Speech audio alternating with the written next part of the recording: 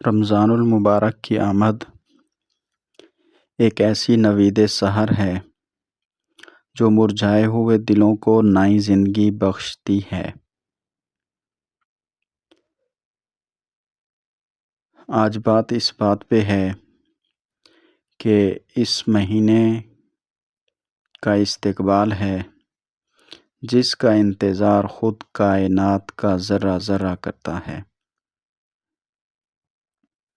یہ وہ مہینہ ہے جس کے آنے پر آسمان کے دروازے کھول دیے جاتے ہیں، جہنم کے دروازے بند کر دیے جاتے ہیں اور شیاطین کو جکڑ دیا جاتا ہے۔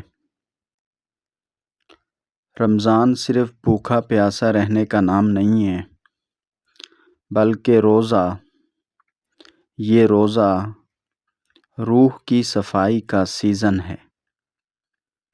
اللہ تعالیٰ نے قرآن مجید میں خود ارشاد فرمایا، اے ایمان والو، تم پر روزے فرض کیے گئے ہیں جیسے تم سے پہلے لوگوں پر فرض کیے گئے تھے تاکہ تم پرہیزگار بن جاؤ۔ اس آیت میں لعلکم تتقون، تاکہ تم پرہیزگار بن جاؤ، تقوی اختیار کرو، اس پورے مہینے کا نچوڑ ہے۔ رمضان کے روزوں کا مقصد پیٹ کو خالی رکھ کر روح کو بھرنا ہے۔ ہم کسی دنیاوی معزز مہمان کے لیے گھر سجاتے ہیں، لیکن اللہ کے اس مہمان کے لیے ہمیں اپنا اندر سجانا ہے۔ تو اس لیے رمضان کے ابتدائی دن ہیں۔ استقبال رمضان کے لیے چند باتوں پر توجہ دینی چاہیے۔ سب سے پہلے تو یہ گزرے ہوئے مہینوں سالوں کی کوتاہیوں پر ندامت کے آنسو بہا کر اپنے دامن کو صاف کریں، دل کو دماغ کو صاف کریں، تاکہ جب رمضان کی پہلی رات آئے تو ہم اللہ کی رحمت کے حقدار بن چکے ہوں۔ دوسری اس بات پر توجہ دیں، حدیث قدسی ہے کہ اللہ تعالیٰ فرماتے ہیں، روزہ میرے لیے ہے اور میں ہی اس کی جزا دوں گا، لہٰذا ہماری نیت محض رسم و رواج نہیں بلکہ خالصتاً اللہ کی رضا، اللہ کی خوشنودی، اللہ کو راضی کرنا، اللہ کو خوش کرنا ہونی چاہیے۔ اس بات پر بھی ہمیں دھیان دینا چاہیے کہ رمضان سے پہلے اپنے دلوں کو بغض، کینہ اور نفرت سے پاک کر لیں۔ اگر کسی کا حق مارا ہے تو اسے ادا کریں، کیونکہ جس کے دل میں نفرت ہو اس کی دعا آسمان تک نہیں پہنچتی۔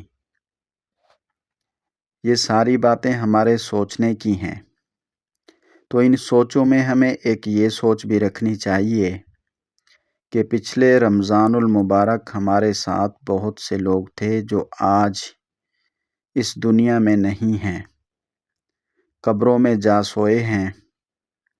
میرے والد محترم بھی، اللہ تعالیٰ ان کی قبر کو اور سب مسلمانوں کی قبروں کو جنت کا باغ بنائے۔ ہم جائیں تو ہماری قبریں بھی جنت کا باغ ہوں۔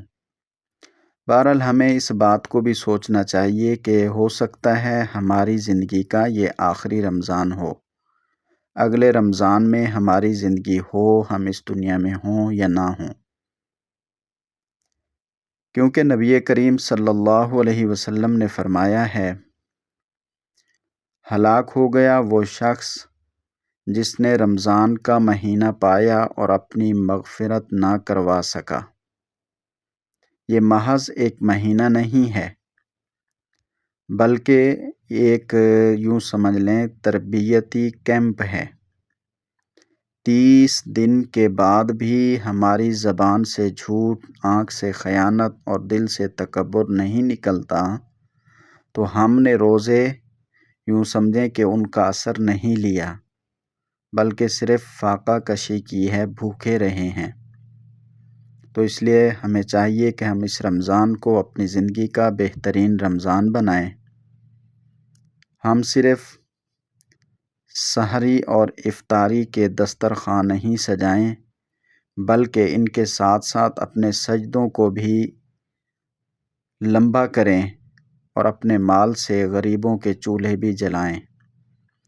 دعا ہے اللہ تبارک و تعالی ہمیں اس ماہ مبارک کی برکتوں سے مالا مال فرمائے اور ہماری عبادتوں کو شرف قبولیت بخشے، کمیوں کوتاہیوں سے درگزر فرمائے اور ہماری اس گفتگو کرنے اور گفتگو سننے کے سبب ہم سب کے والدین پر اللہ تعالی رحمتیں نازل فرمائے۔